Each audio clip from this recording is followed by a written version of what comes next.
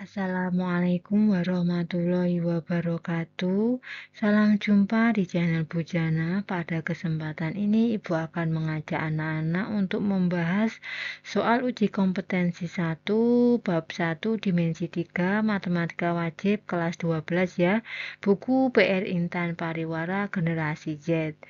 Yaitu bagian isian halaman 8 nomor 1 sampai 5. Langsung saja kita menuju ke soalnya. Soal yang pertama yaitu perhatikan kubus berikut. Nah, di sini ada sebuah kubus A, B, C, D, E, F, G, H. Soalnya adalah diketahui titik O merupakan perpotongan antara diagonal B, G, dan C, F. Tentukan kedudukan A titik O terhadap garis BC, B titik O terhadap garis CH, C titik O terhadap garis FC. Kita gambar dulu titiknya ya. Di sini diketahui titik O merupakan perpotongan antara garis diagonal BG. BG itu yang ini, BG. Sedangkan CF itu yang ini. Ini diagonal sisi ya. Sedangkan O itu perpotongan antara diagonal ini dan BG dan FG. Ini berarti titik O. Kita jawab untuk soal yang A, titik O terhadap garis BC. Penyelesaiannya, titik O pada kubus ABC EFG-nya disajikan seperti berikut ya. Gambaran sama ini. A disebutkan titik O terhadap garis BC. Garis BC melalui titik B ya. BC itu melalui titik B. Titik B dan titik B. Dengan demikian, titik O terletak di luar garis BC ya. Titik O di luar garis BC. Jelas ya, ini BC-nya. Yang B, kedudukan titik O terhadap garis BC. Garis BC melalui titik B dan titik H ya. Titik B dan titik H. Dengan demikian, titik O terletak di luar garis BH. BH-nya kan ini ya. Jadi titik O terletak di luar garis BH. Selanjutnya, titik soal yang baik, kedudukan titik O terhadap garis FC. Garis FC melalui titik S dan C. Garis FC juga melalui titik O.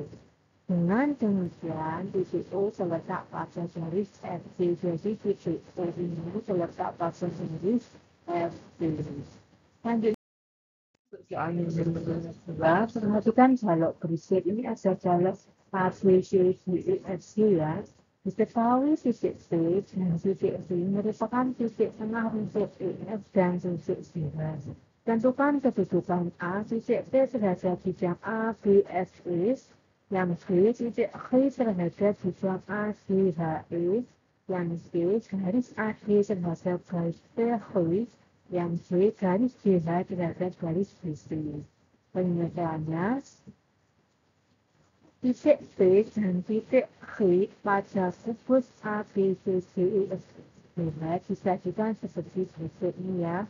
Garis BC-nya, karena dia titik tengah untuk E, F, dan BH ini BC-nya. Yang A kita jawab titik P terhadap bidang ABFE.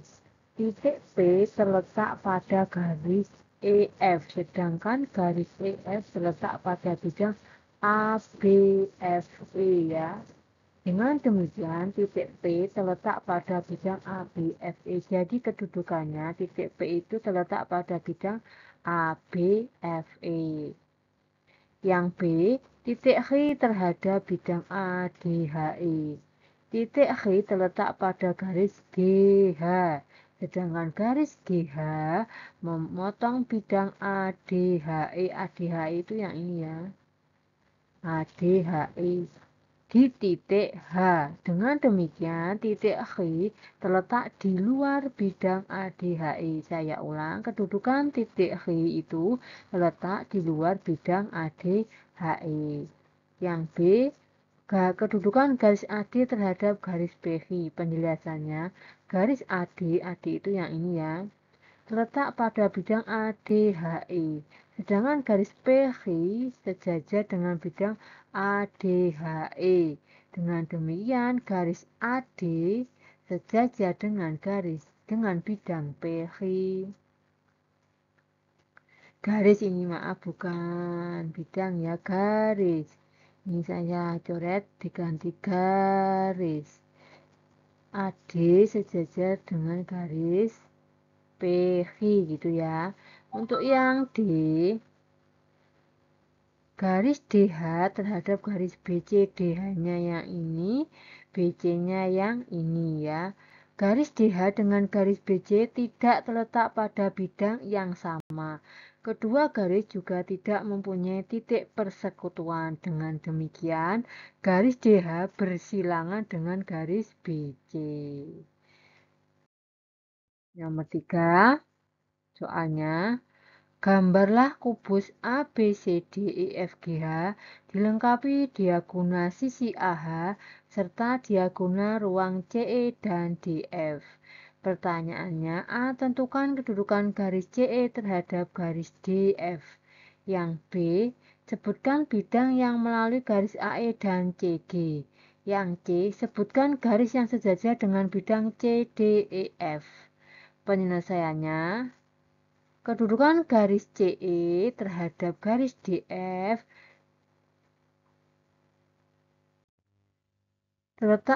kedudukan garis CE terhadap garis DF ya. Garis CE dan DF terletak pada bidang yang sama, yaitu bidang CDEF. Kedua garis mempunyai titik persekutuan. Dengan demikian, garis CE berpotongan dengan garis DF. Digambar dulu ya, biar lebih jelas. Digambar dulu sini saja. Ini kita gambar kubusnya.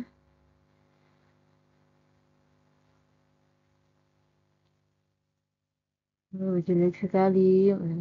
Dihapus dulu ya biar bagus gambar kubusnya. Saya gambarkan kubusnya ya, ini. Anggap saja ini seperti kubus ya. Ini A, B, C, D, E, F, G, H. Dilengkapi diagonal sisi AH. AH itu yang ini. AH itu yang ini ya, AH. Terus ruang diagonal ruang CE. CE itu yang ini. Dan DF. DF itu yang ini. Ini gambar diagonalnya yang hijau. Nah, seperti ini gambarnya ya. Terus yang B jawabannya, bidang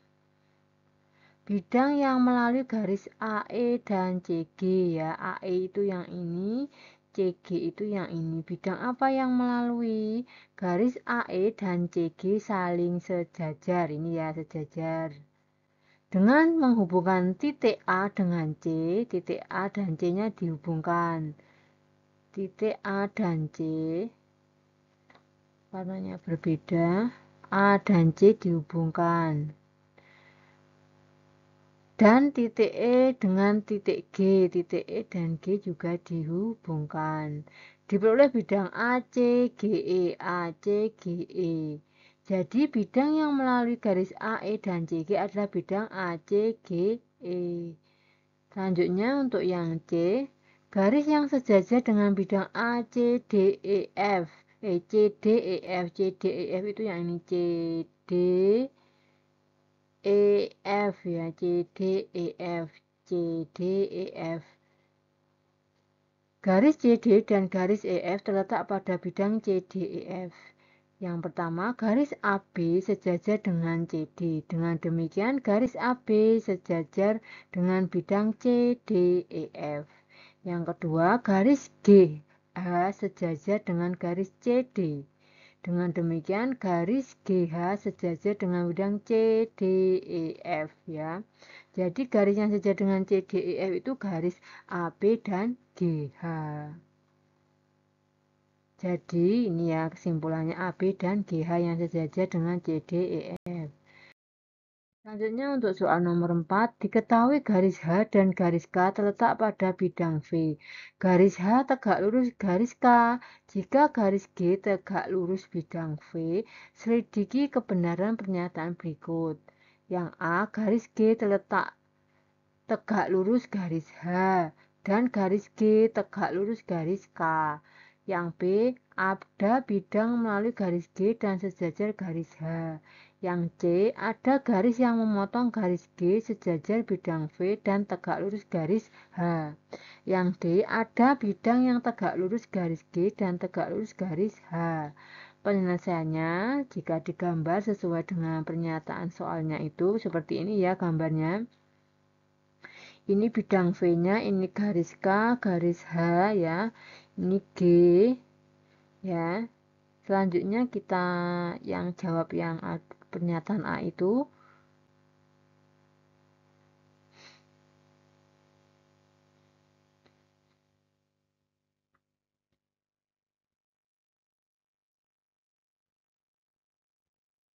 Yang A.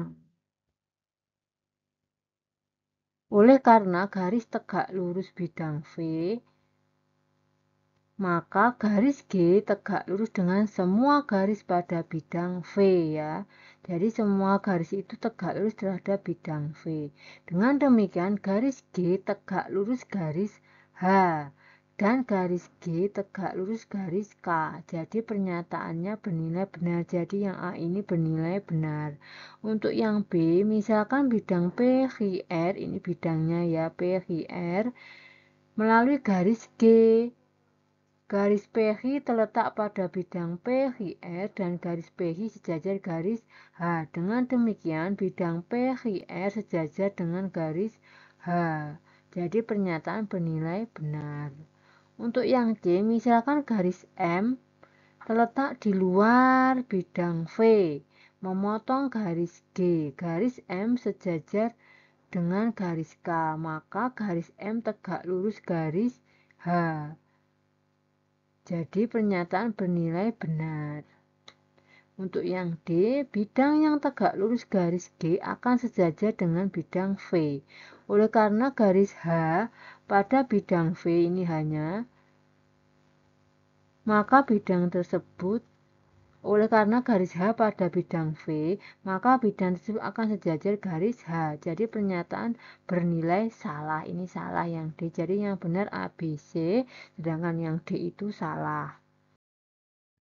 Nomor 5. Diketahui garis G dan garis H yang bersilangan serta sebuah titik P. Tunjukkan bahwa A, jika titik P terletak pada garis G, maka terdapat tak hingga banyak garis yang dapat dibuat melalui titik P dan memotong garis G dan garis H. Yang B, jika titik P tidak terletak pada garis G maupun garis H, maka terdapat tepat satu garis yang dapat dibuat melalui titik P dan memotong kedua garis. Penyelesaiannya, nah ini gambar ilustrasinya ya, garis G-nya yang ini, garis H-nya yang ini, bersilangan ya, bersilangan sebuah titik B, serta sebuah titik P ini, yang H bersilangan, ini titik P-nya, ini garis G-nya. Perhatikan gambar berikut ini. Ini ada sebuah gambar ya, diperhatikan ini bidang.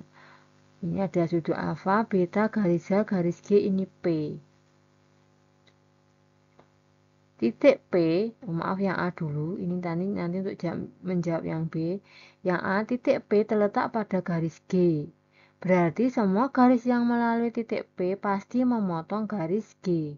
Titik P terletak pada garis G, sedangkan garis G dan garis H saling bersilangan, sehingga titik P tidak terletak pada garis H. Dengan demikian dapat dibuat sebuah bidang alfa melalui titik P dan garis H. Pada bidang alfa terletak tak hingga banyak garis yang melalui titik P dan memotong garis H ini ya, tak hingga garisnya. Jadi bisa dipahami ya. Yang B ini jika digambarkan sesuai dengan soalnya, yang pertama titik P tidak terletak pada garis G. Berarti hanya dapat dibuat satu bidang alfa yang melalui titik P dan garis G ya. Jadi hanya satu bidang alfa. Yang kedua, titik P tidak terletak pada garis G. Garis H, maaf, berarti hanya dapat dibuat satu bidang beta yang melalui titik P dan garis H. Yang ketiga, garis D dan garis H bersilangan, berarti hanya terdapat sebuah garis yang merupakan perpotongan bidang alfa dan bidang beta, serta tidak sejajar dengan garis G dan garis H, yaitu garis L ini ya, perpotongannya. Yang keempat, titik P terletak pada bidang alfa dan bidang beta. Dengan demikian, titik P terletak pada garis L ini. Garis L-nya ini titik P-nya. Yang kelima, garis G dan garis L terletak pada bidang alfa dan garis G tidak sejajar dengan garis L ya. G dan L ini tidak sejajar, berarti garis G memotong garis L ya. Ini jika diperpanjang akan terjadi perpotongan garis G dan garis L. Yang keenam, garis H dan garis L terletak pada bidang beta dan garis H tidak sejajar dengan garis L. Berarti garis H memotong garis L. Jadi terdapat tepat satu garis melalui titik P yang memotong garis G dan garis H. Ya, demikian ya pembahasan untuk soal isian uji kompetensi 1 bab dimensi 3. Semoga bermanfaat. Wassalamualaikum warahmatullahi wabarakatuh.